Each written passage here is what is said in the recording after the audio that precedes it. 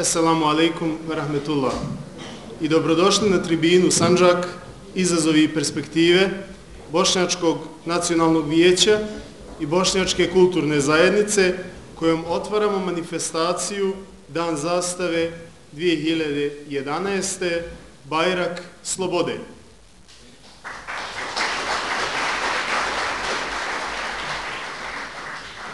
Želim da svim Bošnjacima u Sandžaku i u Srbiji mubareklišem nacionalni praznik Dan zastave. Ujedno, na samom početku, srdačne selame upućujem glavnom muftiji Muamer Efendiji Zukorliću, delegaciji Bošnjačke kulturne zajednice predvođenoj njenim predsjednikom Jahijom Fehratovićem, delegaciju Bošnjačke demokratske zajednice predvođenoj predsjednikom Emirom Elfićem, gospodina Mirsada Felića, odbornika Bošnjačke stranke u opštinskom parlamentu Rožaje.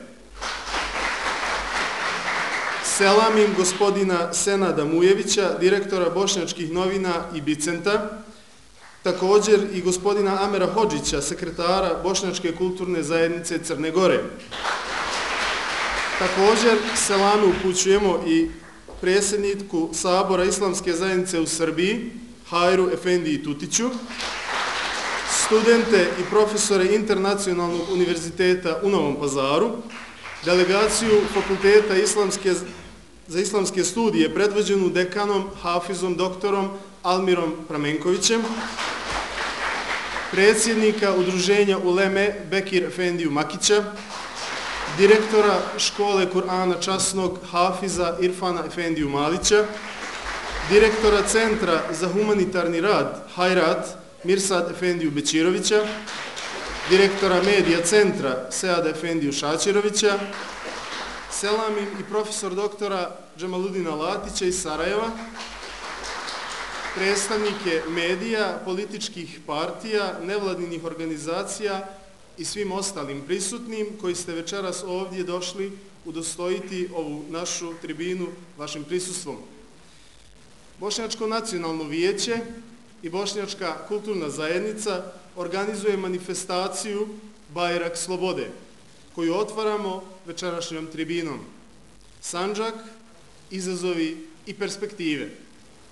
Večeras na tribini nam govore profesor dr. Admir Muratović, predsjednik Odbora za ljudska prava i slobode Bošnjačkog nacionalnog vijeća, Hazbija Kalač, potpredsjednik Bošnjačke stranke u Crnoj Gori, i gospodin Džemail Suljević, predsjednik Odbora za obnovu Narodnog vijeća Sandžaka. Naš prvi govornik je dr. Muratović. Doktore Bujru.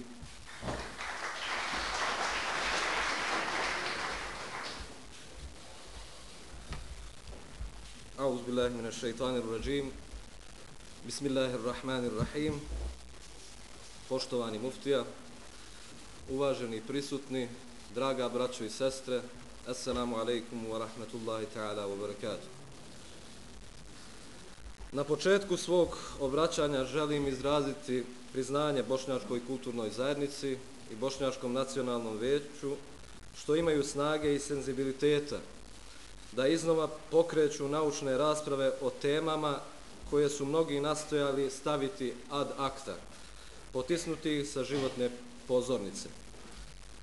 To govori da je bošnjački narod sazreo, da umije da vodi računa o sebi, da zna ko je, šta je, gdje pripada i šta mu je činiti. To se modernim jezikom umije kazati da umije politički da misli. Moje večerašnje obraćanje ima za cilj da pokaže i dokaže i nama i onima koji su oko nas da su Bošnjaci Sandžaka uvijek bili svjesni vlastite pozicije i uloge koja im je dodijeljena Božjom odlukom da budu smješteni na ovom parčetu zemlje što se ponosno Sandžakom zove. I onda, kada bi ih svi otpisali, precrtali, znali su iznaći načina da se uzdignu iz pepela i vrate na veliku scenu. Ništa nije slučajno, pa i to da se večerašnja tribina održava na 9. maj, potvrđujući trajnu opredijeljenost bošnjačkog naroda ideji antifašizma. Da bi bolje shvatili mnoge savremene događaje, neophodno je vratiti se za trenutak u duboku i daleku prošlost Sandžaka. U Raškoj županiji i u Bosni Kulina Bana do 12. stoljeća egzistirali su bogumili. Također, arheološka istraživanja potvrđuju da su Iliri na ovim prostorima dominantno bili prisutni približno 4000 godina. Od posljednjih decenija 12. stoljeća do kraja 13. vijeka ovo područje je bilo centralni dio srednjovekovne srpske države. Kralj Milutin, koji je stupio na prijestolje na Deževskom saboru 1282. godine, izlazeći u susret željama osnažene srpske vlastele, prenio je prestolnicu iz ovih krajeva u Paone kod Prištine, a zatim u Skoplje. Od 1373. godine u sastav bosanske države ulazi značajan dio kasnijeg Novopazarskog Sandžaka. Samo 7 godina nakon bitke na Kosovu, lokalni organi osmanske vlasti uspostavili su određene forme dogovaranja i međusobne korespondencije sa Dubrovačkom republikom sa područja koje se je kasnije formiralo kao Novopazarski Sandžak. Maja 1455. godine izvršen je popis sela i imanja cijele oblasti, koja će biti poznata pod nazivom Krajište Isa Bega Ishakovića, u čiji će sastav ući i Novopazarska oblast. U sastavu Bosanskog Sandžaka Novi Pazar je dobio poseban status. Elemente te posebnosti nalazimo u kanunnami Bosanskog Sandžaka, odnosno vilajata iz 1516. godine.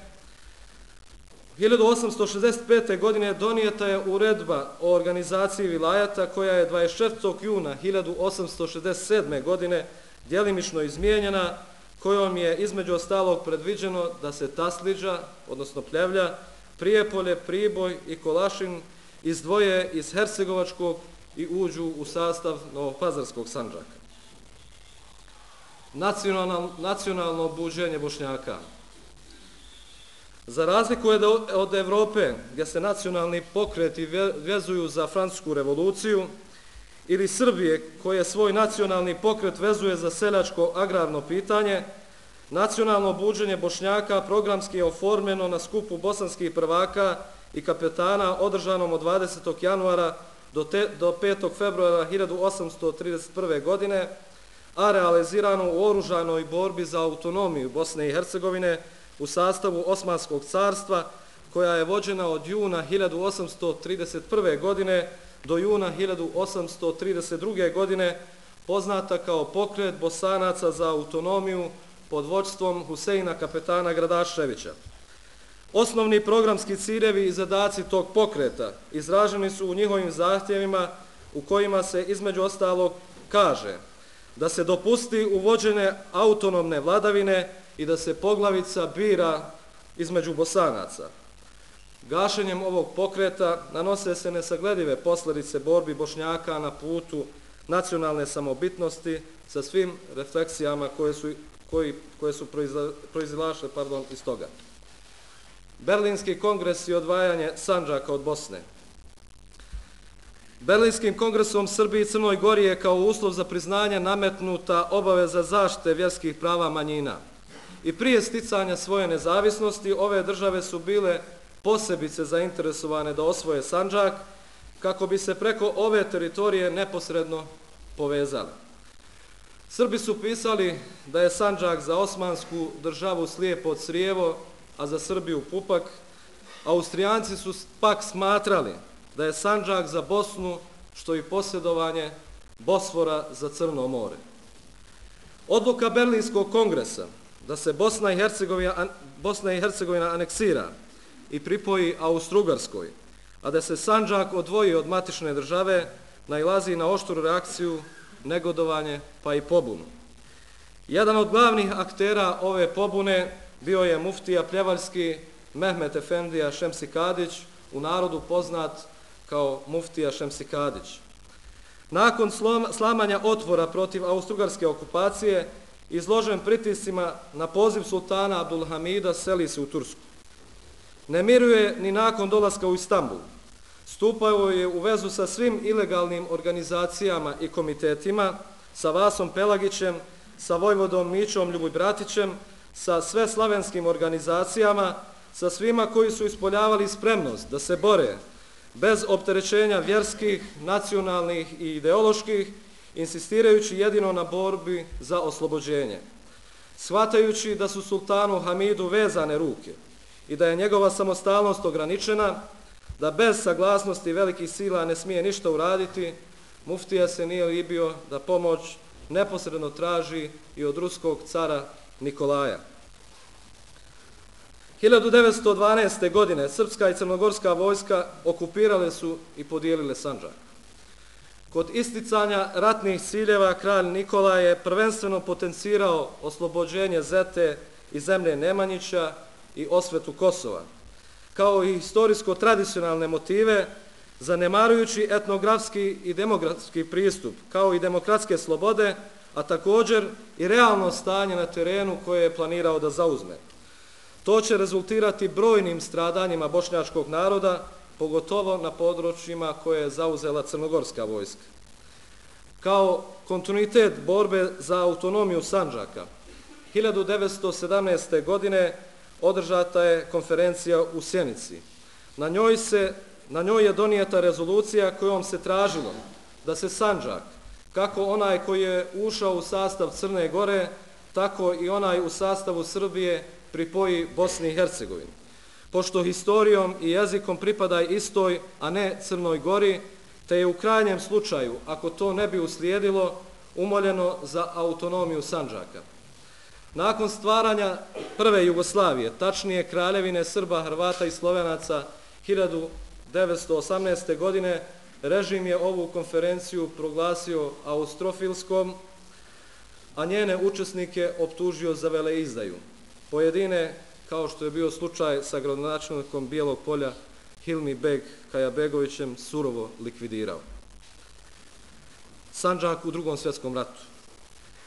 Vrijeme Drugog svjetskog rata Bošnjaci Sandžaka dočekuju ne posve jedinstveni u odnosu na situaciju koju se sobom nosi ratni vihor. Jedni su bili opredeljeni domobranskom brigom za svoj napaćeni i s pravom preplašeni narod na čelu sa Aćif Efendijom Hadžiahmetovićem, dok se drugi aktivno uključuju u partizanski pokret, videći u tome šansu da dugoročno riješe pitanje svog identiteta i životnog prostora. Glavni nosioci partizanskog pokreta u Sandžaku su Rifat Buržević-Tršo, Muhamed Abdagić i drugi. Oni još tokom boravka na studijama u Beogradu rade na razvijanju svijesti o posebnosti regije Sandžak. Odbijaju da se udružuju u zavičajna udruženja studenata iz Srbije i Crne Gore i formiraju posebno udruženje studenata Sandžaka koje je nosilo naziv Zlatar. Aprila i maja 1939. godine obraćaju se narodima Sandžaka, posebno spominjući Bošnjake u njemu, smatrajući ih posebnim subjektom u Sandžaku, što je osporavano bilo već punih 27 godina, reafirmišući na taj način Sandžak kao posebnu društveno-političku zajednicu. Istupanjem Rifata Burževića na marksističkim kružiocima u Beogradu, na kojima je pokretao pitanje nacionalnog subjektiviteta Bošnjaka, bilo je također prilog reafirmaciji bošnjačkog nacionalnog identiteta i autonomnosti Sandžaka.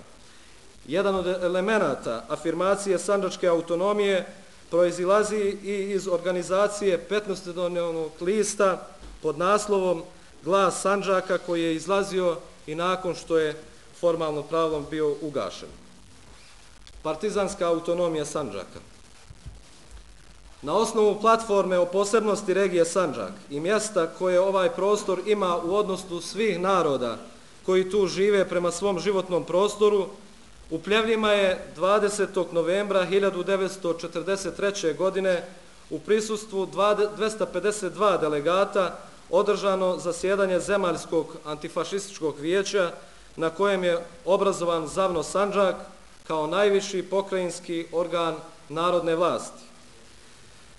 Na Skupštini ZAVNOSTA nisu učestvovali delegati iz Novopazarskog, Sjeničkog, Tutinskog sreza, niti je na ovom području vršen izborni postupak za delegate, iako je na području spomenuta 3 sreza živjelo preko 54% svih Bošnjaka Sandžaka.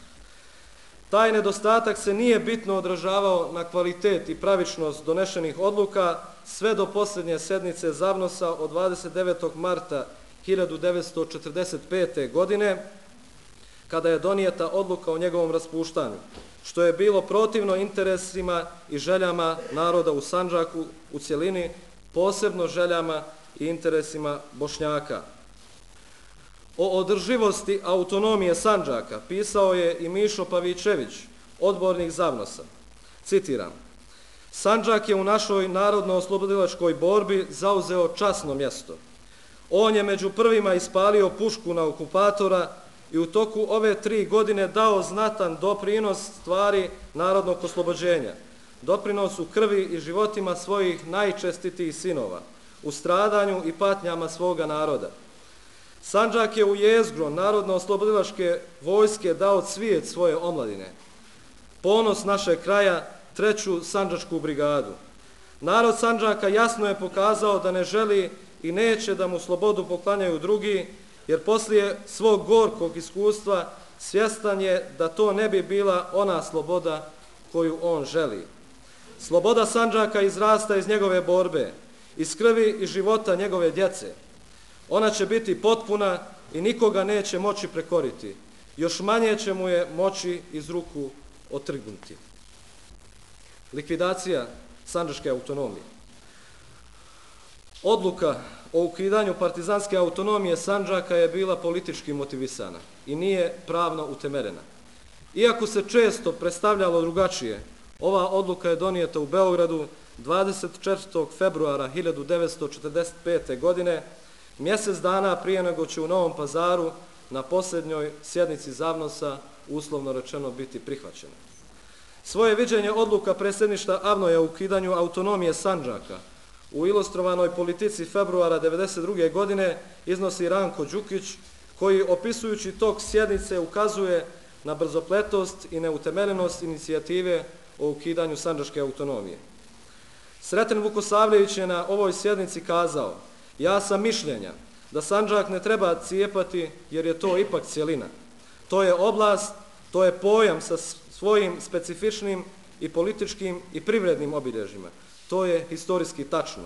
Takvo je i narodno shvatanje. Zato sam ja za rješenje da se cijel Sandžak pripoji ili Srbiji ili Crnoj Gori. Pitanje autonomije Sandžaka je bilo povezano sa pitanjem statusa Bošnjaka kao naroda. Milovan Đilas, jedan od čelnih ljudi partizanskog pokreta u Crnoj Gori i uopšte, ističe: srpske i hrvatske nacionalne, a pogotovo nacionalističke ideologije nisu htjele da shvate i prihvate posebnost muslimana. Nisu to shvatali ni komunisti.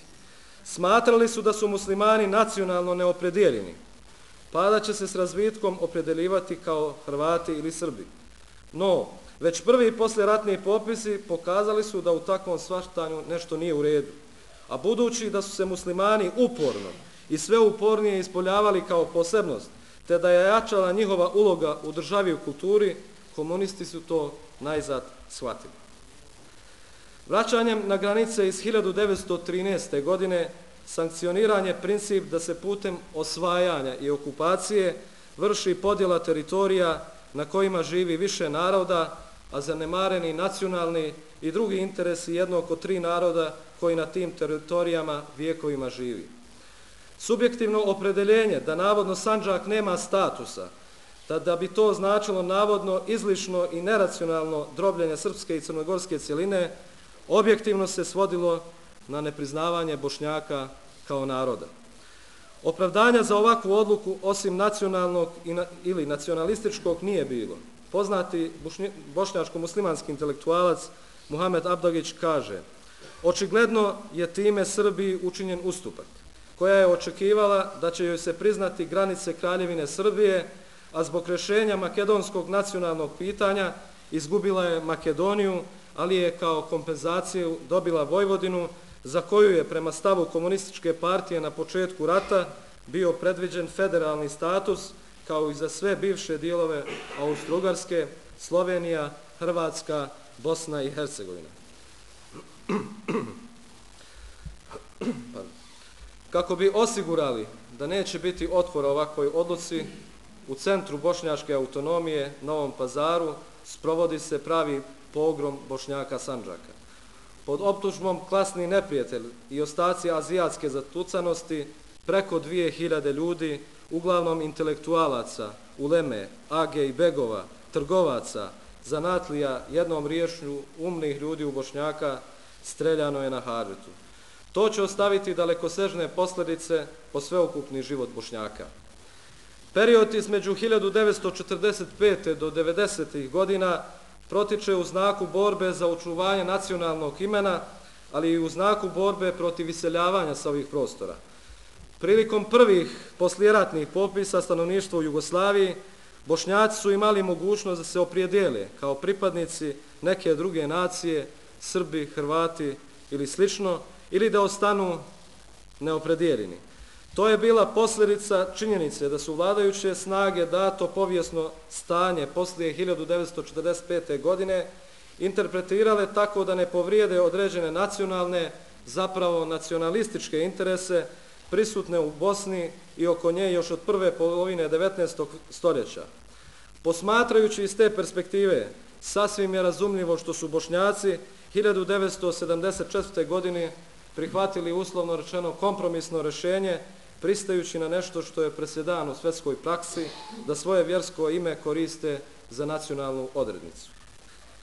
Dezintegracijom Jugoslavije, koja je izazvana i praćena ratom i stvaranjem novih suverenih država na istom prostoru, tokom 1991. godine stvaraju se novi politički odnosi u kojima je opstanak bošnjačkog naroda doveden u pitanje.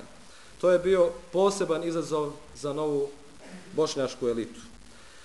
Na osnovu referenduma održanog 25., 26. i 27. oktobra 1991. godine o autonomiju Sandžaka, Skupština Muslimanskog nacionalnog vijeća je na svom zasedanju 11.1.1992. godine usvojila prijedlog o uspostavljanju specijalnog statusa za Sandžak kao optimalno rješenje za muslimanski narod koji je autohton na ovom prostoru. Međutim, pored svih napora, vlasti Srbije i Crne Gore 1992. godine donose takozvani Žabljački ustav i Bošnjacima ukidaju jednom stečeno pravo da su narod. Kao odgovor na to, dana 28.4.1992. godine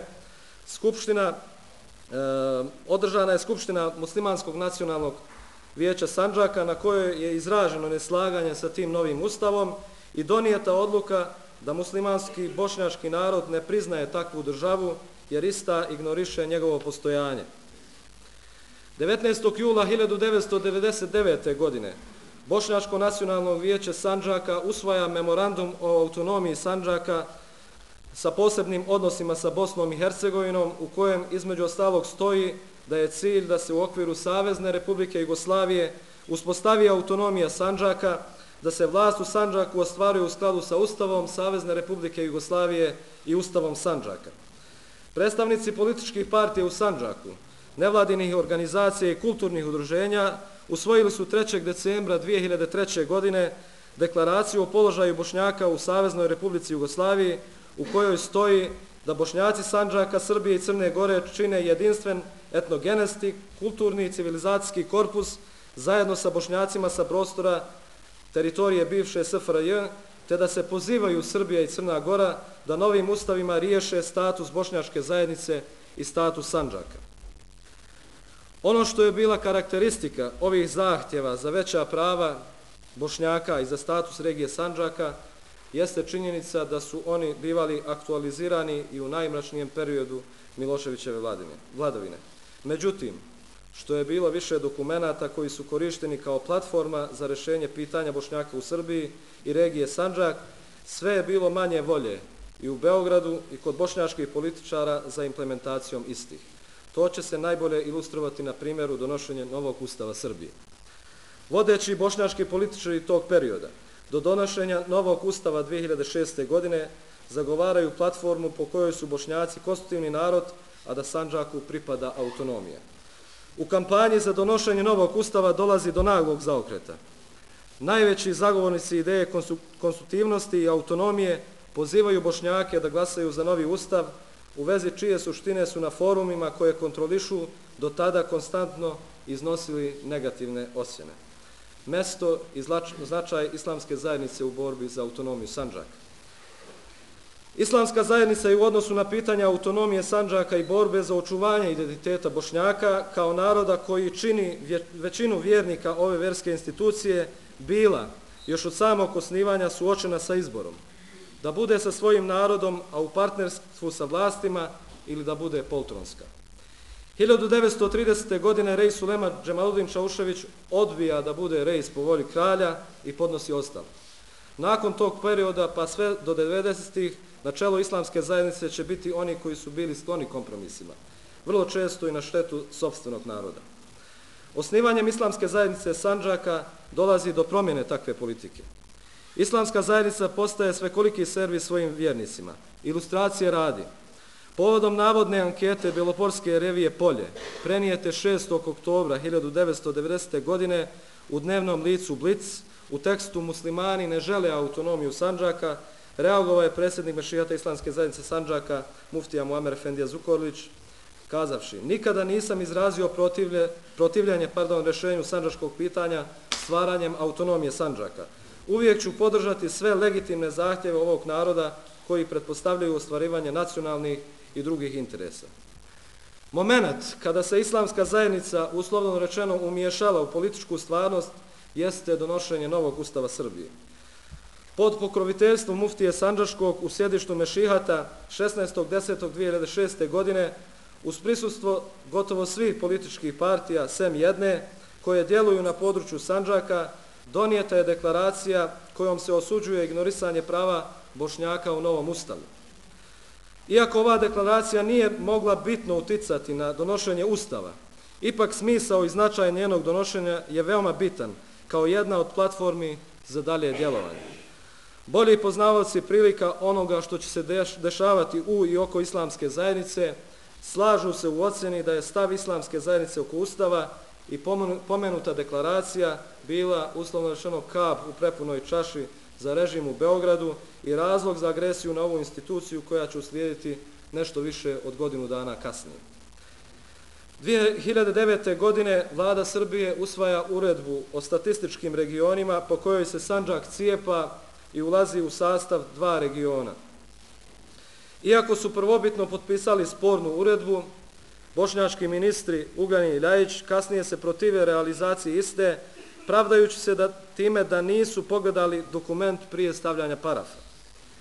Islamska zajednica u vezi sa novonastalom situacijom pokreće još jednu inicijativu, te na sastanku predstavnika bošnjačkih organizacija, ustanova i institucija, te predstavnika u državnim organima, održanom u Novom Pazaru 4.7.2009. godine, usvaja deklaraciju kojom se, zbog činjenice da manjkavosti Ustava Republike Srbije doprinose nepoštivanju ljudskih i manjinskih prava, od nadležnih državnih organa zahtijeva pokretanje procedure promjene Ustava u skladu sa deklaracijom bošnjačkih političkih stranaka iz oktobra 2006. godine.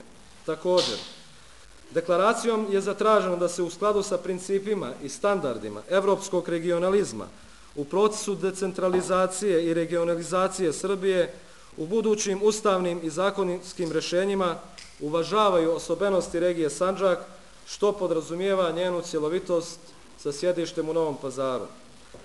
Nekoliko dana poslije ovog skupa, Bošnjačko nacionalno vijeće Sandžaka u prošlom sazivu donosi svoju deklaraciju u kojoj se između ostalog naglašava da su država Srbija i njene organizacije i ustanove u prethodnih nekoliko godina uložili značajne napore na poboljšanju i unapređenju položaja i prava sandžačkih Bošnjaka u Republici Srbiji. Nakon što je na izborima za Bošnjačko nacionalno vijeće u junu 2010. godine ubedljivo pobjedila Bošnjačka kulturna zajednica, te pokušaja Ministarstva za ljudska i manjinska prava da ospori realizaciju izborne volje, Suočeni sa činjenicom da se to isto želi primijeniti i kada su u pitanju vjerska prava muslimana, na zasjedanju Bošnjačkog nacionalnog sabora, na kome su učestvovali predstavnici bošnjačkih organizacija, u Novom Pazaru dana 14.7.2010. godine usvojena je deklaracija kao platforma u razgovorima sa predstavnicima vlasti na putu rješavanja pitanja Sandžaka i Bošnjaka koji žive na ovim prostorima. Deklaracija između ostalog predviđa da su Bošnjaci konstitutivni narod u Srbiji, te da u cilju afirmacije rješavanja statusa regije Sandžak kroz proces decentralizacije Srbije Sabor formira Odbor za obnovu Narodnog vijeća Sandžaka. Nešto kasnije ovo tijelo formira i Odbor za obnovu sandžačke autonomije.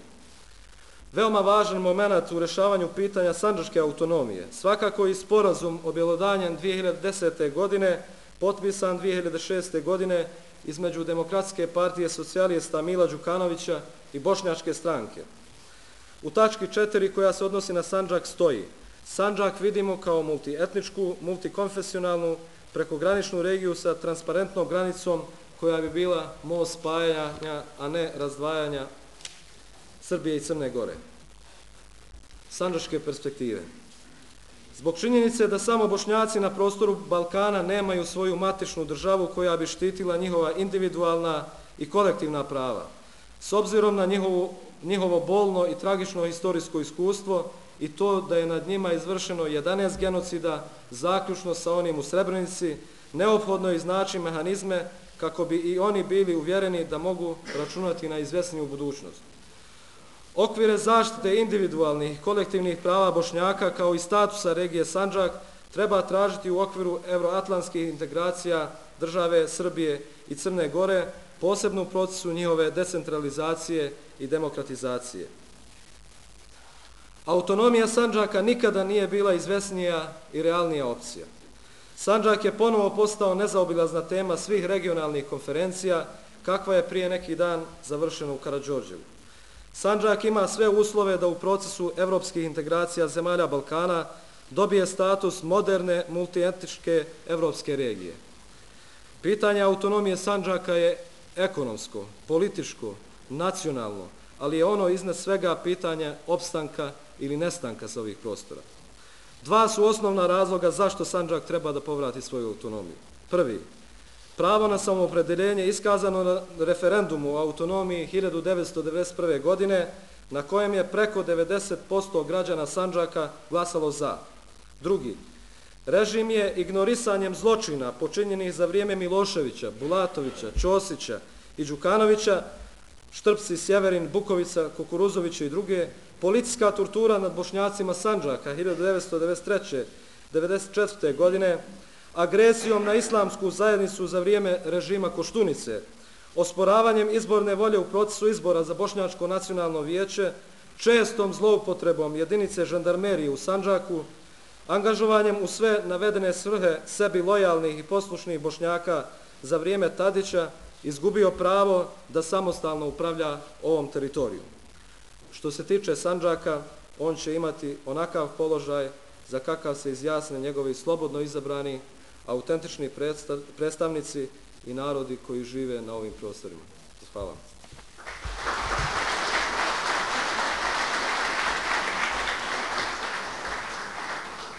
Zahvaljujem doktoru Muratoviću. Sada ću pozvati gospodina Hazbiju Kalača da se obrati skupu.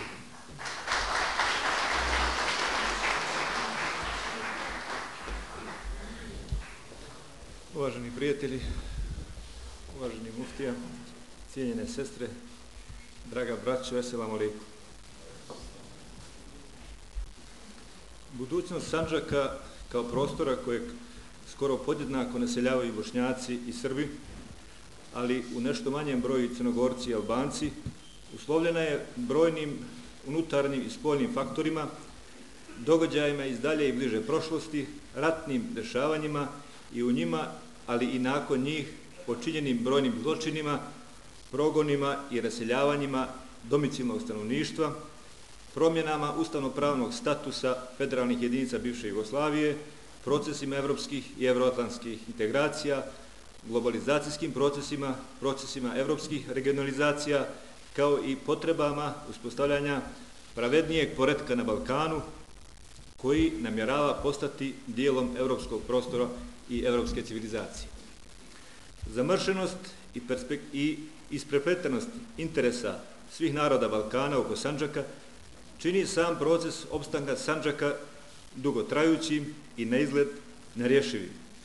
No, sud o nerješivosti može se izreći samo ako se pri rješavanju pitanja Sandžaka posmatra kraća povijest ovog regiona, u suprotnom neodrživ je i sa stanovišta domaćih, ali i brojnih iskustava u razvoju odnosa među pojedinim narodima, u kojim je svjetska historija puna sličnih primjera koji govore da je pomirenje među narodima neminovnost koja dolazi prije ili kasnije i što se prije desi, utoliko daje veće šanse i jednima i drugima da se razvijaju i u miru opstanu.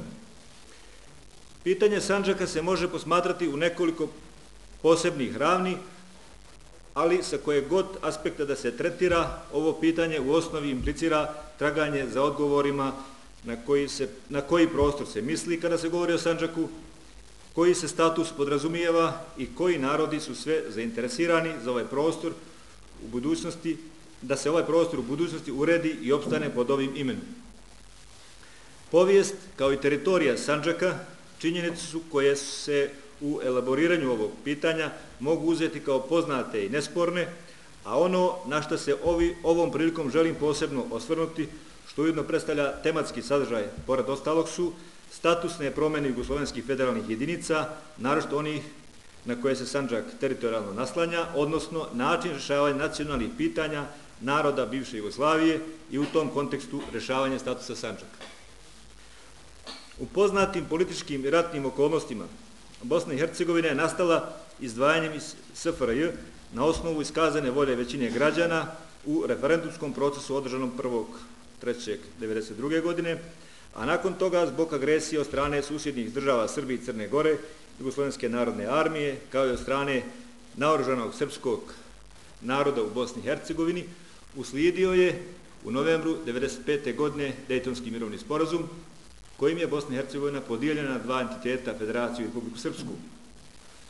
Ovim sporazumom Bosna i Hercegovina je definirana kao država tri konstitutivna naroda sa veoma decentraliziranim mehanizmima vlasti i po entitetima, ali i unutar po kantonima, što je danas čini vrlo nefunkcionalnom i gotovo paraliziranom da sprovodi i osnovne državne funkcije. Srbija je konstituirana kao posebna država nakon odvajanja Crne Gore iz državne zajednice Srbije i Crna Gora 21. maja 2006. godine. Ustavom je definirana kao država srpskog naroda i ostalih građana. Crna Gora se nakon sticanja nezavisnosti ustavno definira kao građanska država, ali u bitnim odredbama karaktera i statusa države, kao što su jezik, pismo, državni simboli, himna, te odustajanje od naziva republika u imenu države, jasno pokazuje da je ostala država crnogorskog naroda, a da ostali sebe moraju pronaći u manjinskim narodima, nacionalnim manjinama i etničkim grupama kojima se ustavnim i drugim zakonskim mehanizmima nude određena manjinska prava koja se mogu ostvarivati uglavnom kao pravo pojedinca, ali ne i kao pravo kolektiviteta.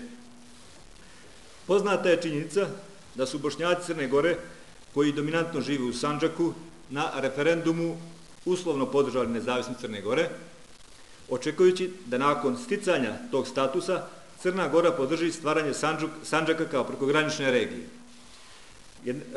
Garancije za rješavanje Sandžaka Bošnjaci su dobili sporazumom između nosioca suverenističkog bloka Demokratske partije socijalista i jedinog autentičnog bošnjačkog političkog predstavnika u Crnoj Gori, Bošnjačke stranke, kojim je predviđena podrška nezavisnoj Crnoj Gori, ali i Sandžaku kao prekograničnoj regiji.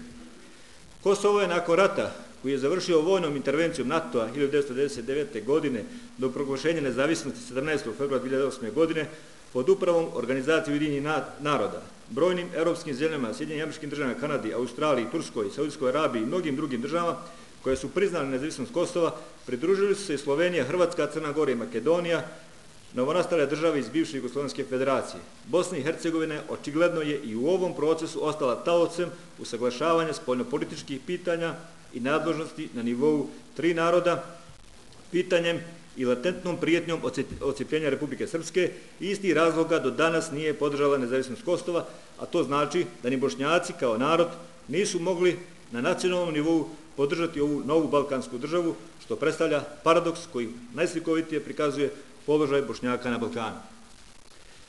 Sve su ove balkanske države nastale u granicama koje su povučene nakon Drugog svjetskog rata u momentu konstituiranja Federativne Jugoslavije, kada je Sandžak podijeljen na dva dijela pripavši Srbiji i Crnoj Gori. Ovakvim nastankom nezavisnih država iz bivših federalnih jedinica Jugoslavije, svi su balkanski narodi osim Bošnjaka dobili svoju nacionalnu državu i u uslovima kada u državi imaju nadpolovičnu većinu, ali i gdje nisu većina, kao što je slučaj sa crnogorskim narodom u Crnoj Gori. Ova činjenica jasno govori da su Bošnjaci kao narod koji je po brojnosti bio treći po veličini u bivšoj Jugoslaviji, nepravedno uskraćeni da zaokruže svoje nacionalno pitanje poput ostalih južnoslovenskih i drugih balkanskih naroda.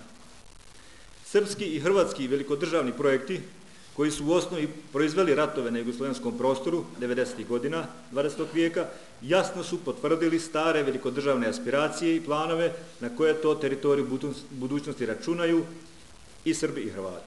U njihovim projekcijama, ali i konkretnim političkim i državnim akcijama i preduzetim ratnim aktivnostima, jasno se vidjelo da Bošnjacima osporavaju pravo i na teritoriju, ali i pravo na ime, jezik, historiju, tradiciju, kulturu, na sve ono što jedan narod čini narodom, a što Bošnjaci unatoč negiranju imaju i što im nesporno pripada. Bošnjaci Sandžaka su u rasparčavanju Jugoslavije ostali u dvije, a naslonjeni na 4 nezavisne države. Ostali sandžački narodi, Srbi, Albanci, Crnogorci, teritorijalnom podjelom Sandžaka ili ostaju u svojoj nacionalnoj državi ili su kao manjinski narod u zaštiti matične nacionalne države sa kojom su teritorijalno povezani. Ova činjenica na prvi pogled sama po sebi govori o prirodi zainteresiranosti naroda koji žive u Sandžaku za Sandžak u bilo kom statusnom obliku. Površna analiza i trenutnog stanja i historije ovog prostora navodi na zaključak da su za Sandžak zainteresirani samo Bošnjaci, a da ostali narodi, budući da pripadajući Sandžaku ili istovremeno pripadaju svojoj nacionalnoj državi ili su leđima naslonjeni na svoju nacionalnu državu, nisu zainteresirani za bilo kojom statusnom varijantom Sandžaka. Međutim, ovakav zaključak ukazuje na nedovoljno razumijevanje historije Balkana i Sandžaka, ali i općih historijskih zakonitosti koje neminovno imaju svoje dejstvo i u ovom slučaju. Nakon Berlinskog kongresa, Sandžak je postao prostor za čerupanje i pregrabljivanje teritorija po već uhodanom metodu teritorijalnog širenja, progonom domicilnog nehrišćanskog stanovništva uz najbrutalnije metode koje se mogu svrstati u spisak najsurovijih brutalnosti nad ljudskom vrstom počinjenih kroz historiju čovečanstva. Među domicilnim stanovništvom u Sandžaka tek je tada posijana mržnja i neprijateljstvo, jer su koliko do juče ti isti ljudi u različitosti živjeli i uživali ista prava i u takvim okolnostima preživjeli i očuvali svoje vjerski i kulturni identitet ni manje ni više već punih 5 vjekova. Ali sa mržnjom su došle i druge nedaće. Za uzimanje ovog prostora Srbije i Crna Gora donose i ekonomsko devastiranje, smišljeno zapostavljanje razvoja i najbrutalnije pljačkanje Sandžaka. Pored smišljenog poturanja mržnje i neprijateljstva među sandžačkim stanovništvom, osvojači ili, po znacima navoda, oslobodioci, ovaj prostor su željeli učiniti neprikosnovenim, neperspektivnim i na taj način potaći raseljavanje stanovništva. Splet okolnosti koji je osvajačima remetio planove učinio je da se ovaj proces odužio, pa su efekti besperspektivnosti neminovno uticali na pravoslavni živalj koji je u mnogo čemu dijelio sudbinu sa ostalim stanovništvom. Ovakav odnos prema Sandžaku traje i danas, te je očigledno da se takva politika skoro u ničem nije promijenila. Mi i danas, 133 godine nakon Berlinskog kongresa, odnosno 98 godina nakon Balkanskih ratova, živimo u takvom ambijentu gdje se strategijom ekonomskog zapostavljanja i raznim proizvodima političko-policijske nestabilnosti Sandžak nastoji učiniti prostorom iz kojeg se odlazi. Oslobođenje, po znacima navoda, Sandžaka od Bošnjaka suviše dugo traje da bi moglo dati za pravo onim stratezima da će jednog dana ovo biti prostor na kojem će srpski rod biti jedini narod. U prilog razočarenju srpskih velikodržavnih stratega kada je u pitanju Sandžak, stoje i druge brojne činjenice kao što su novonastale države Hrvatska, Bosna i Hercegovina, Crna Gora, Makedonija, Kosovo, prostori koji su 90. godina bili jasno označeni kao srpske zemlje. Srpska velikodržavna politika naslonjena na makijavalističku doktrinu da cilj opravdava sredstvo, neminovno se suočava sa Božjom doktrinom, da se nepravom ne stiče pravo, da se zločinom ne stiče imetak, da se zbog ubistva bar jednog nedužnog čovjeka mora odgovarati za zločin ravan ubistvu cijelog čovečanstva. Ove jednostavne i poluobrazovanom čovjeku dostupne istine namjerno i svjesno su izostavljene iz poznatih načrtanija, vijenaca i memoranduma, ali uzalud su ovi mudraci po znacima navoda zaobilazili Božji zakon. Ovaj zakon se prosto ne da zaobići. Niti se to radi, bar ne u onom dijelu civiliziranih naroda koji ne lebde, već hodaju zemljom svjesni svoje misije, koji je čovjek dobrovoljno prihvatio kao emanat na zemlji. Bošnjaci Sandžaka svoju perspektivu jasno vide u okviru trenutno uspostavljenih međunarodno priznatih država, ali istovremeno i u okviru prekogranične regije po uzoru na moderne i funkcionalne evropske regije koje se poput Tirola prostiru na 2 ili više suverenih država. Sandžak kao prekogranična regija ima opravdanja imajući u vidu sljedeće povijesne, političke, ekonomske, kulturne i razvojne razloge. Dugo historijsko trajanje Sandžaka, potreba očuvanja nacionalnog identiteta, stvaranja nacionalnih institucija, koncentracija kulturnog, obrazovnog i ekonomskog potencijala za bolje i racionalnije korištenje ukupnih prirodnih i društvenih resursa, koncentracija političke moći u regionalne organe i stvaranje zajedničkog tijela za sinhronizirano djelovanje prema zakonodavnim, sudskim i izvršnim vlastima država Srbije i Crne Gore, jači uticaj na političku stabilizaciju regiona, što Bošnjacima povećava šansu opstanka i poništava uzroke daljeg iseljavanja, a ostalim narodima Balkana bolju međusobnu komunikaciju i dodatni faktor stabilnosti sa jasnom porukom da se na Sandžak u budućnosti ne može računati kao na sastavni dio velikodržavnih projekata, ma sa koje strane da dolaze. Katarzno suočavanje sa pogubnim posljedicama državnog nasilja, te konačno stavljanje tačke na politiku hegemonizma pojedinih balkanskih naroda i država i trajno političko ustabiljenje šireg balkanskog regiona. Aktivni uticaj na razvojne projekte, podrazumijevajući prisvajanje autonomnog prava na nezaobilaznu stranu u odabiru partnera u budućim privrednim povezivanjima i stvaranjima raznih privrednih asocijacija, autonomnost u stvaranju, održavanju i valorizaciji brendova kao u oblasti privrednih djelatnosti, tako i u oblasti kulture, školstva, obrazovanja, te u oblasti savremenih komunikacija. Autonomnost u ostvarivanju političkih, privrednih, kulturnih, obrazovnih i drugih veza sa istim ili sličnim institucijama u svijetu za koje postoje obostrani interesi. Pored navedenih, brojni su i konkretni ekonomski razlozi koji imaju realnu šansu da živjeti na ovom sandžačkom prostoru i u ovom historijskom trenutku. Sandžak je u geografskom, ekonomskom, ali i političkom najmanji zajednički sadržavac balkanskih naroda. To je prostor na kojem se sreću Bošnjaci, Srbi, Albanci, Crnogorci i na kome u brojčanom smislu niko nema nadpolovičnu većinu. Prostor koji spaja istok i zapad preko puta prema moru, sjever i jug. Prostor u kome se najgušće dodiruju 2 najveće svjetske religije, 2 dominantne svjetske civilizacije. Iz svih tih razloga, Sandžak u budućnosti mora predstavljati zonu susreta, a ne razdora, zonu spajanja, a ne razdvajanja. Ta se njegova pozicija i specifičnosti sve više jasno ukazuju i postaju predmetom interesiranja velikih zemalja i njihovih ekonomija. Sve to podsjeća da je u pitanju jedan skoro prirodni prostor za buduću bestarinsku zonu koja u sve prednosti prekogranične regije može dati neslučajne ekonomske rezultate pomoću kojih bi cijeli region doživio ekonomski preporod. Razlozi za ostvarivanje Sandžaka kao prekogranične regije kojim se rukovode sandžački Bošnjaci, kao što se vidi, ni u čemu nisu, niti u budućnosti mogu postati bilo kakva smetnja ili prijetnja interesima ostalih naroda i u Sandžaku, ali i u širem regionu. Ovakvi zahtjevi svojom suštinom samo poništavaju čitav vijek trajuću uvriježenu laž da su Bošnjaci ostaci poraženih Turaka koji su porobljavali srpske zemlje. Otrežnjenje nakon ovakvih opijuma uvijek je bolno, ali se ovisnici koji žele preživjeti bolest moraju kad-tad odreći opijata i konačno suočiti sa realnim svijetom. Bošnjaci su ta realnost, narod koji niti će nestati, niti se pokrstiti, a ni iseliti. Onaj ko je preživio vije Golgote, položio ispit opstanka i zaslužuje svaki respekt. Bošnjaci su iz svih tih razloga realnost koju svi balkanski narodi moraju usvojiti i sa kojom se konačno moraju pomiriti. A kada ta realnost postane vidljiva i kada konačno padnu laži koje se ponavljaju, a već padaju, i Sandžak će postati realnost kojoj se, uvjeren sam, niko neće ni htjeti, a ni moći suprotstaviti, jer će svi naći interes u regionu koji dugoročno stabilizira i razrešava balkanski Gordijev čvor, a istovremeno predstavlja razvojnu šansu od koje svi imaju hajra, a niko štete.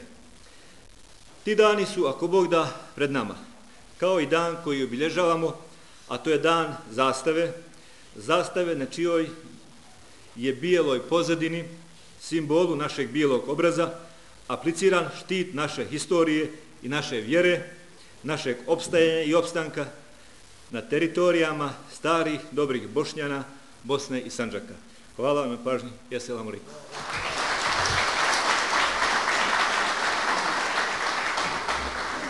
Zahvaljujem gospodinu Kalaču. Na koncu ovako lijepog događaja pozivam čovjeka koji se najduže bavi ovim pitanjem. Hoće li Sandžak konačno ugledati svoju autonomiju? Gospodin Džemail Suljević.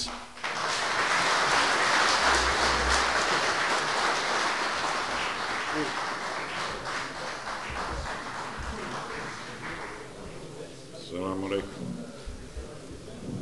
Poštovani prijatelji, uvaženi muftijevi, ono što sam mislio reći, prethodnici su već sve rekli, tako da praktično ostalo mi je mnogo malo da kažem. Upravo hoću da odgovorim na postavljeno pitanje. Kod mene je dilema samo da li je autonomija ili republika.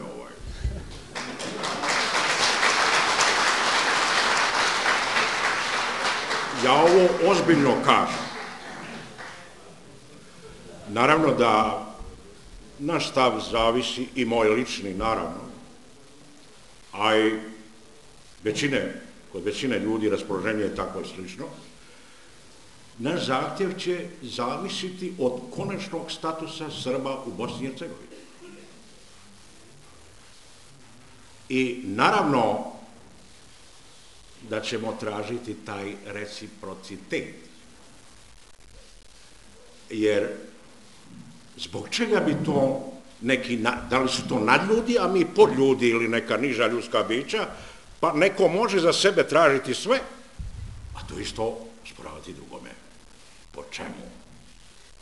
Ako pogledamo istorijski, mi daleko više imamo pravo na republiku nego što imaju Srbi u Bosni i Hercegovini.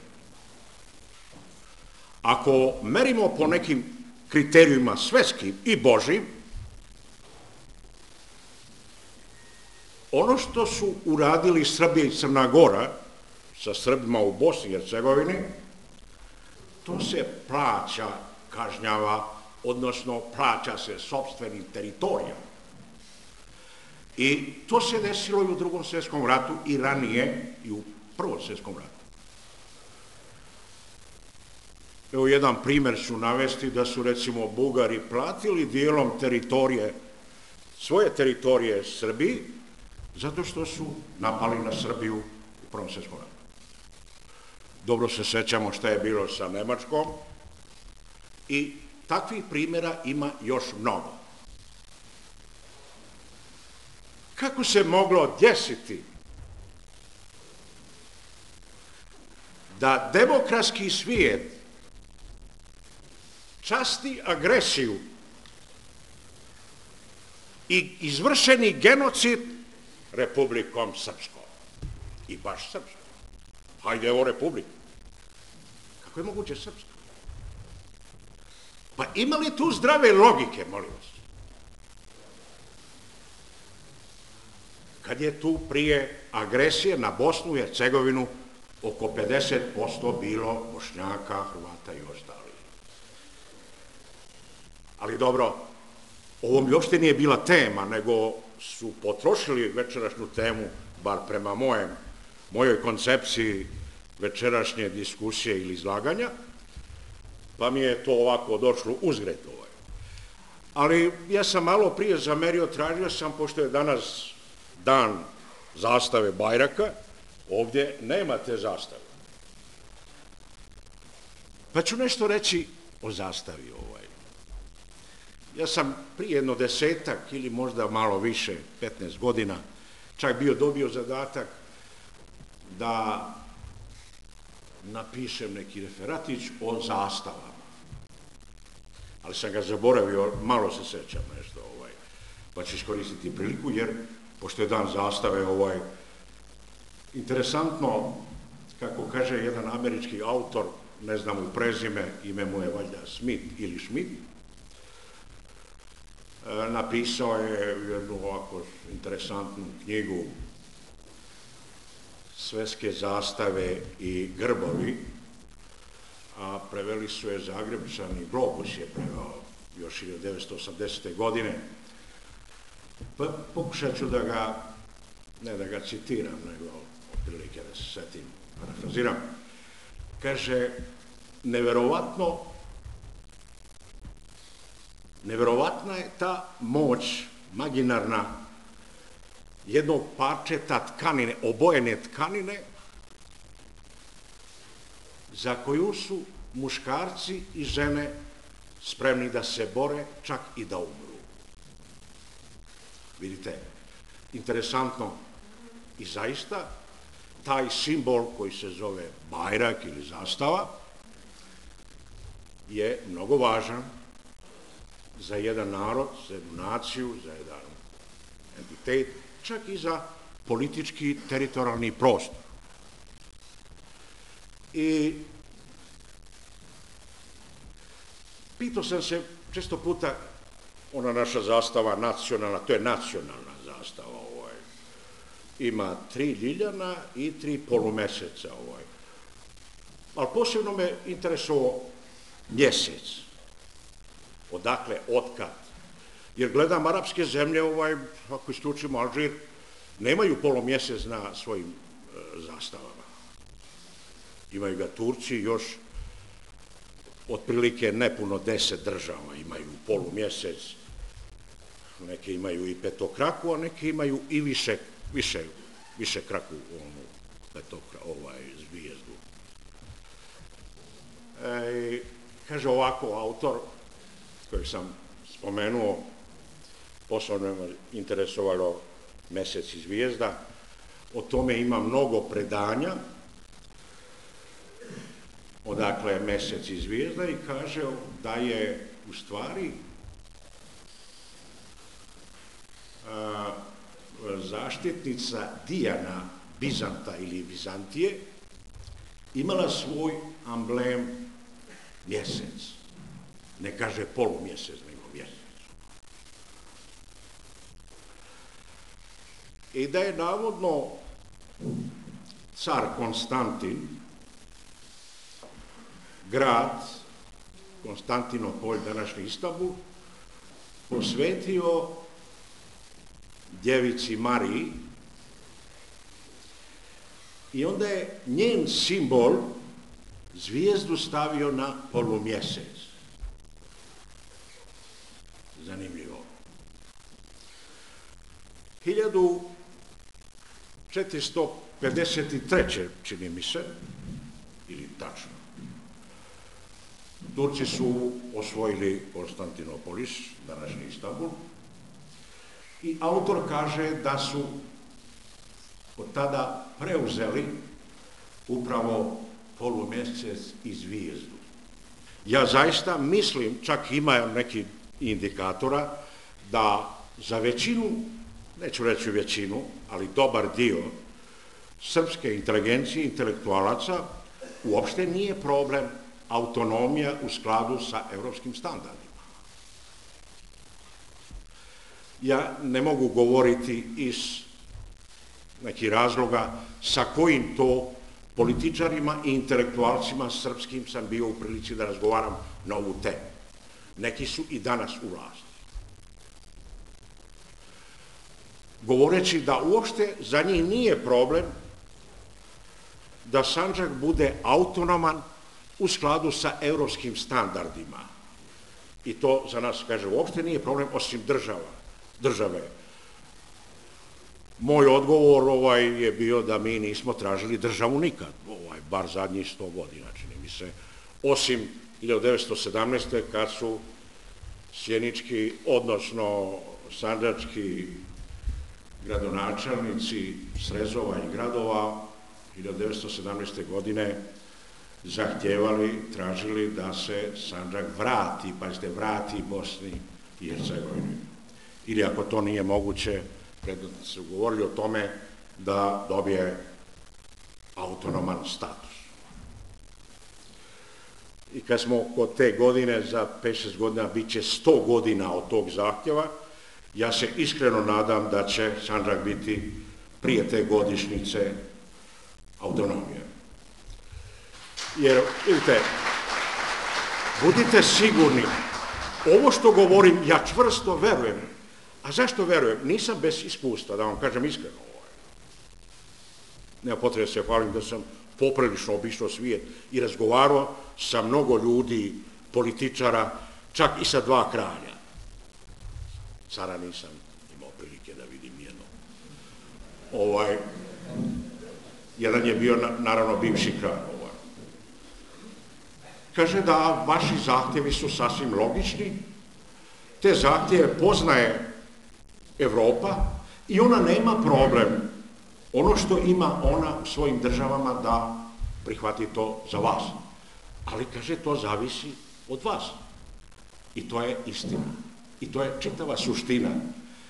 Hoćemo li biti ravnopravni ljudi i kao narod sa drugim narodima na prostoru Srbije, Crne Gore i šire, ili nećemo, zavisi samo od nas. Evo, navešću par evropskih dokumenata, standarda, kao što je, recimo, Evropska povelja o regionalnoj autonomiji. Ili, recimo, osnovni ili haški principi za razrešenju jugoslovenske krize. Ima jedno poglavlje tamo pod C, gde doslovnice kaže, ovo C se odnosi na autonomije, na etničke grupe koje žive van prostora svojih matičnih republika i tako dalje. I naravno daje se pravo svim bivšim federalnim jedinicama koje žele, mogu biti samostalne i međunarodno, naravno, priznate, kao što su kasnije i priznate. I imaju dvije tačke, kako bi rekao, ili dvije oblasti. Za istorijske regije, gdje je jedna etnička grupa autohtona i gde je u većini, ima poseban status. I to se zove specijalan status. Zato je ishodio onaj naš specijalan status, memorandum o specijalnom statusu za Sandžak, i prostori gde određena etnička grupa nije u većini. Također ima neka druga autonomna prava, naravno niža od ove prve grupe. Mi se nalazimo u ovoj grupi pod C, a to je, rekli smo, Sandžak je istorijska regija. Istorijske regije se ne tretiraju samo haški principi, nego sva druga međunarodna, prije svega evropska dokumenta. Sandžak je istorijska regija, Bošnjaci u Sandžaku su autohton narod i Bošnjaci u Sandžaku su većinski, u većini u odnosu na sve druge zajedno. Srbe, Crnogorce, Albance, Romi i tako dalje. Upravo ovi faktori ili elementi, kako to ćemo da ih nazovemo, ne mogu se sad setiti jer ja nisam pisao referat, dakle, daju nam apsolutno pravo koje nije moguće negirati da imamo pravo na specijalan status, odnosno autonomiju.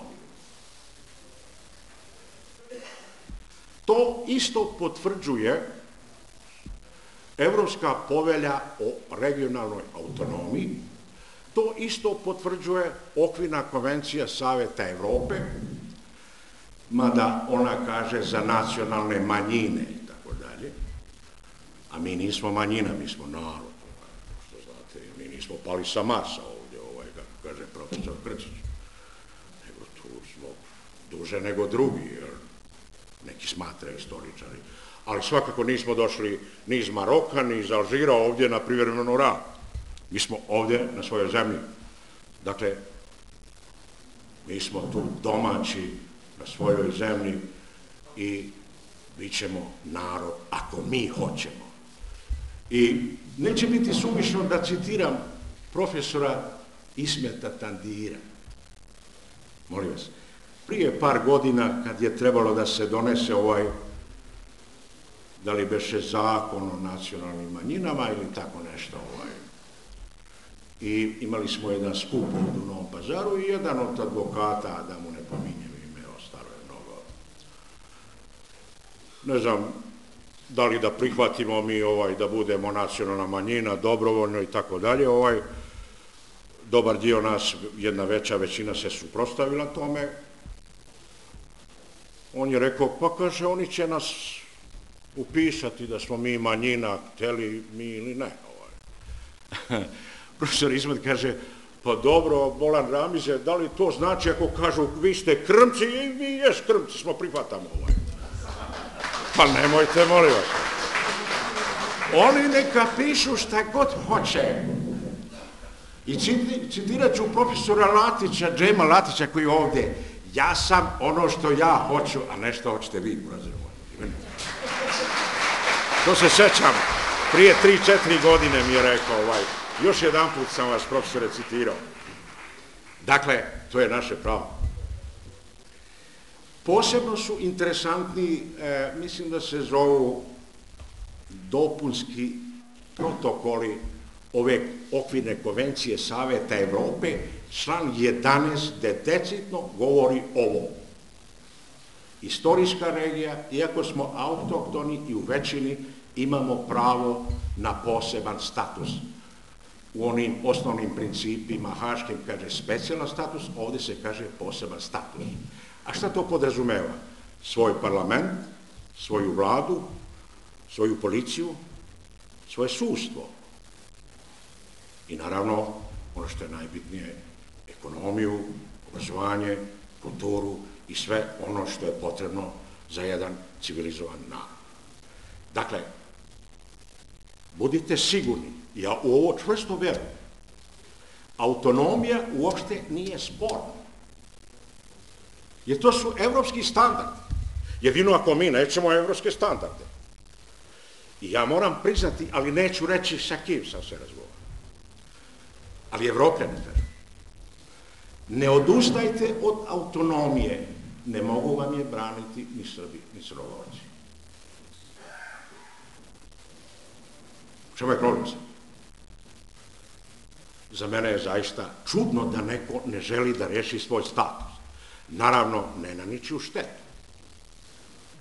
I ono što je veoma bitno, i što ja mislim da nema razloga niko da se ljuti na nas, i posebno ne na mene, mi ne tražimo bošnjačku autonomiju. Mi tražimo autonomiju za sve građane sami. Učešće u organima i vlastima te autonomije, svi će učestvovati proporcionalno onoliko koliko ih ima u strukturi. Čak mogu biti, bar po meni, mogu biti privilegovani. Ali ne ovoliko koliko su sami. Pogledajte sudstvo, pogledajte inspekcije, pogledajte policiju, pogledajte katastar, pogledajte druge institucije itd. itd. O čemu je problem? Pa je li ovo 21. vijek ili srednji vijek? To smo mi krivi, niko drugi. To treba da znamo. I ponovit ću ono što stalno kažem, nemoj da se neko vara. To će i sami Srbi Crnogorci reći. To i drugi kažu. da nam nikada niko neće dati naša prava. Prava se, kažu, uzimaju. Ali naravno tu treba imati neki orijentir. Orijentir su evropski standardi. Može li se neko ljutiti što ja se zalažem i svi mi ovdje za evropske standarde, molim vas? Ima neka budala da kaže da je protiv toga. Pa čuo sam, naravno, ali to su plaćenici ovo. Ali moram vam reći ovo. Moram reći, evo, slušali ste malo prije i mnoge druge, da je bošnjačka inteligencija zaista stasala i sazrela. I da može da uspije da probudi uspavanu bošnjačku svijest i da da odgovore na sve klevete i laži i propagandu. I zaista, to je sreća za nas. Kriva za to je naravno internacionalni univerzitet, a glavni krivac je muftija.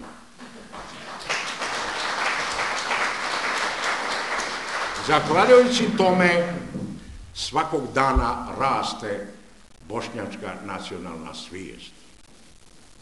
Ne znam kako je gore u Južnom Sandžaku, malo prije sam razgovarao sa ovim braćom iz Rožaja, kažu da je dosta teško i tako dalje i tako dalje. Pitam ga, rekao, ako bi, pošto smo mi imali referendum 1991. godine u oktobru mesecu, 25. do 27. i uglavnom se preko 2/3 građana izjasnilo za autonomiju Sandžaka, a Bošnjaci skoro 100%. Čak i oni koji su plaćenici tamo, moram vam reći istinu. Kad su glasali za autonomiju Sandžaka 1991. godine, molili su se da im ne kažemo, ali da jesu za autonomiju. I sad, bilo je govora, pa Boga mi kaže dole, preko su sad pisali ko Bošnjaci, kaže jesu, ali još brkaju, ne znaju koji im je jezik, da li crnogorski ili bosanski. Neću reći nešto što sam rekao njemu, ali kasnije ću reći. Htio sam još nešto reći, ali sam, evo, zaboravio, zanio se jer su mi potrošili moju temu prethodnici. Ne znam da li ste sinoć gledali, posmatrali Dodika, bio je na Utisak nedelje. Ako ste gledali, neću ništa reći. Ovdje se postavlja pitanje, ovdje se sigurno postavlja samo jedno pitanje. Kada ćemo zvanično podnijeti zahtjev Republici Srbiji i Republici Crnoj Gori, odnosno vladi, parlamentu kome treba, predsjednicima, da započnemo razgovor o definitivnom ili konačnom rešenju statusa Sandžaka i položaja bošnjačkog naroda. I oni znaju da to treba, naravno neće da priznaju. Oni znaju da to treba. U protivnom, ako to mi treba brzo da uradimo, moram reći kao predsjednik ovog odbora za pripremu obnovu Narodnog vijeća Sandžaka, ja kažem za pripremu proglašenja autonomije, onoma sam se švedskom ambasadom tako predstavio. Pogriješim, duše, nisam teo namjerno. Ali evo sad kažem ozbiljno. Jer zaista nema smisla da li treba da čekamo još 50 godina, još 100 godina, pa da nas nestane, onda ne treba nikome autonomiju. Kome?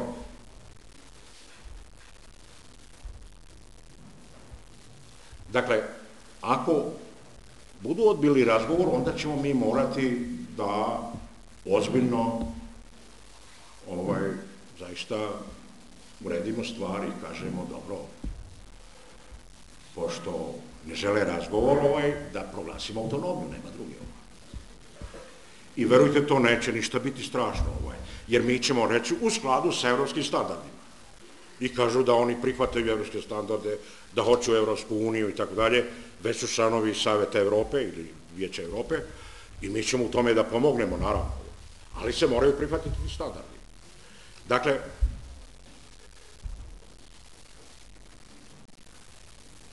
da završimo ovo, ja mislim da je dosta kasno. Gledajte, nema drugog problema budite sigurni da i srpski političari i crnogorski političari sasvim sigurno će ozbiljno uvažiti naše zahtjeve. Onda kada shvate da mi zaista to hoćemo i da smo ozbiljni u svojom stavu. Dokle ne vide da mi to hoćemo, oni nas neće tretirati. To znam iz sopstvenog iskustva. I u parlamentu Republike Srbije i na drugim relacijama i tako dalje. I ja kao predsjednik ovog odbora za obnovu Narodnog vijeća Sandžaka pripremili smo određena dokumenta i to ću sigurno ubrzo dati na sjednici odbora. Ja sam pripremio, gledao sam onaj specijalan status, kasnije je taj specijalan status 1999. godine, neko je ovdje pomenuo od prethodnika, nešto malo modificiran u memorandum o autonomiji Sandžaka sa posebnim vezama sa Bosnom i Hercegovinom i zaista uklapa se sa ovim evropskim standardima, ovim poveljama, konvencijama i tako dalje. I moj će predlog ići, naravno, ako se dogovorimo, da taj memorandum, odnosno platformu, predložimo za razgovor sa predstavnicima Republike Srbije i Crne Gore i međunarodne zajednice, jer se zaista uklapa u ova evropska dokumenta. I tu platformu je potpisao Ugljanin. Ja predlažem da ga pozovemo da ne odustaje od onoga što je potpisao Ako neće, onda neka kaže narodu, zaista nema smisla da više laže.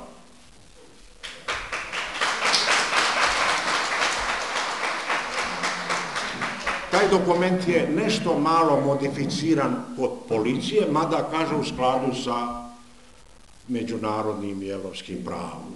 I to je, sa mojeg aspekta gledano, zadovoljavajuće. Kad je u pitanju policija, sudstvo nije dovoljno definisano, ali isto tako možemo i to definisati. I samo još da pomenemo, oprostite mi, halalite mi, ako je neko čitao ove statute, ustave španskih regija, one imaju ustav, pazite, ne statut, tamo je predviđen parlament, vlada, rekao sam i sve druge organizacije, to je slučaj sa kantonima Švajcarske, to je slučaj sa Belgijom, tamo žive Flamanci, Valonci, oni čak funkcionišu na federalnim principima. To je slučaj isto sa Italijom i ona ima nekoliko tih autonomnih regija. Čak i Francuska, koja je unitaristička država, ona se sve više i više regionalizuje i zato se zovu sad ove evropske države regionalne države, jer su regionalizovane. I postoji tendencija, ne samo u Evropi i šire, čak tendencija prema federalizaciji. Naravno, ne ugrožava se sa tim savezna ili zajednička država, ali se prava spuštaju na što niže nivou. Od opštine, autonomnih regija, republika, savezne države i tako dalje. Naravno da bi mogao još da pričam, ali mislim da je dovoljno, jer su i dva prethodnika, profesori, poprilično dugo govorili. Ja vam se ove prilike zahvaljujem. Živela autonomija Sandžaka.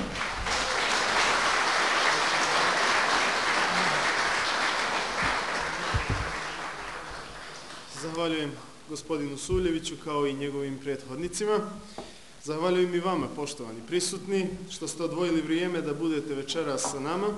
Pozivam vas da se već sutra pridružite u Prijepolju na otvaranju kancelarije izvršnog odbora Bošnjačkog nacionalnog vijeća i u nastavku manifestacije Bajrak Slobode sa početkom u 17:30 sati, a u srijedu gostimo vas na trgu Gazi Isabega u 20 časova na centralnoj svečanosti manifestacije Bajrak Slobode. Hvala vam, Esselamu alejkum.